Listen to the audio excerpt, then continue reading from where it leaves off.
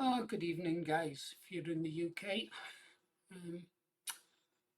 2022, last video of the day.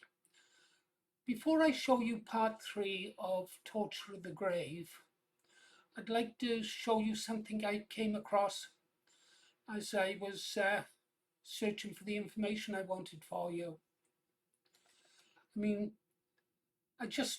Prior to this, I watched a video with the excellent Paul Joseph Watson, and he's got a video out today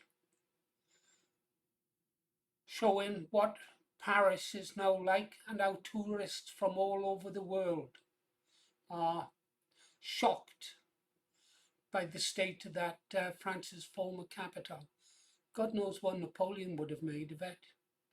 It's terrible.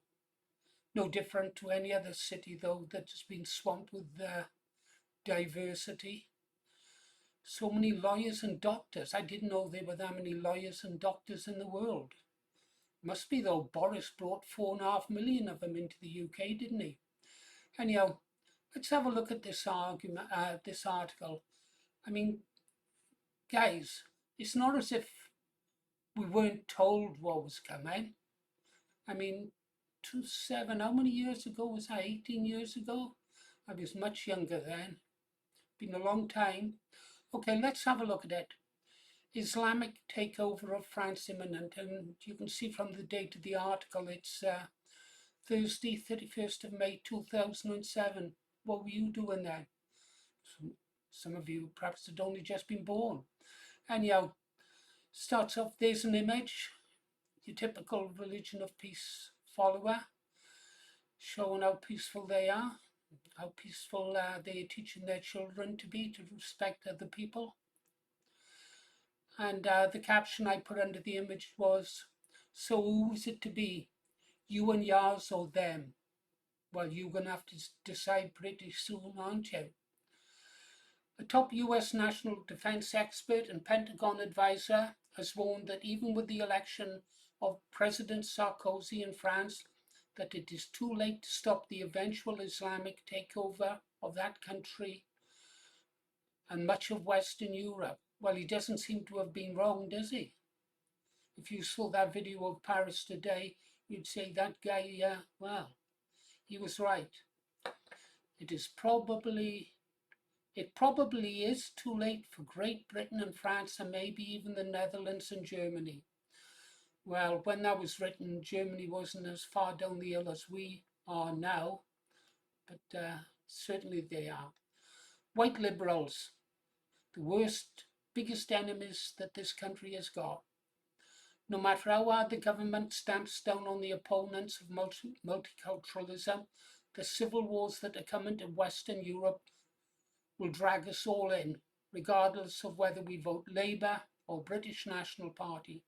Dozens of Kosovos all over Europe, all fighting to stop the spread of the cancer called Islam. Do you remember when we bombed the hell out of Kosovo and the Serbian people, and we handed over their country over to the Muslims? Do you remember when we done that? Remember we bombed Belgrade, blew up the radio station and killed the tea lady? Wow, that took a lot of courage, didn't it? What did they draw on the side of the aircraft afterwards? A tea trolley? A radio station? Either way, the tea lady was killed. Anyhow, it will be no good saying I am a pacifist, I believe in a multicultural society, because the enemy will not care. They want you to either convert or die. And you can read the full article over on the excellent early warning site called Drakestram. I don't know if that site is still about. Anyhow, I took a quote from one of their training manuals. When the swords flash, let no idea of love, piety, or even the face of your fathers move you. There you go. I thought you might like to see that before we get on to something more cheerful. Torture of the grave, thinking of them all underground, suffering and being crushed up, and suffering for what they've done to the rest of the world. That kind of makes me feel better. But anyhow, let's go see what the article says.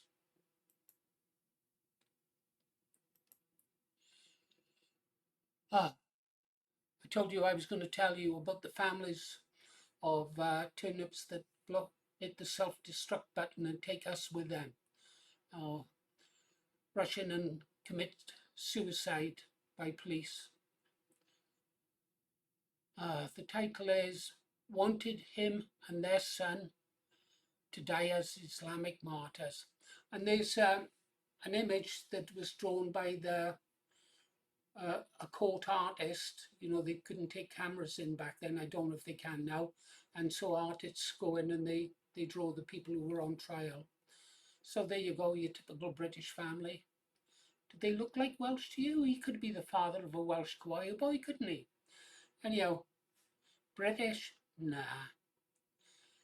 Don't forget, we might have British citizens, but only the Welsh, Scots and Irish can be really British. So what kind of wife would encourage her husband to become a terrorist and blow himself and others to bits? Is she seeing someone on the side, or is there another reason? So what kind of a person is this wife who was a mother, who would also wish for their baby son to grow up and become a suicide bomber? In a case currently going on at the Old Bailey, which you can read about here, link is gone by the way, the prosecutor said his wife was not only aware of his intention, but positively encouraged it, despite that fact that his actions would almost certainly result in his death and their son being without a father. These are mindsets which are beyond ordinary understanding and which possess a chilling resilience.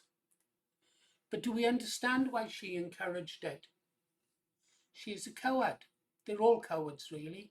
She is so frightened of death that she would sacrifice both her husband and son to avoid the torture of the grave. I told you they're cowards. I don't know. To keep his followers in line, the crazy creature called Mohammed told them about the torture of the grave. Now, whether a good guy or a bad guy, waiting for Judgment Day. After death for a Muslim, there's that Muslim again, notice the spelling, it's no fun. The only way it can be avoided is to go straight to heaven as a martyr. That way you do not have to hang about until Judgment Day, but also get to take delegated family and friends.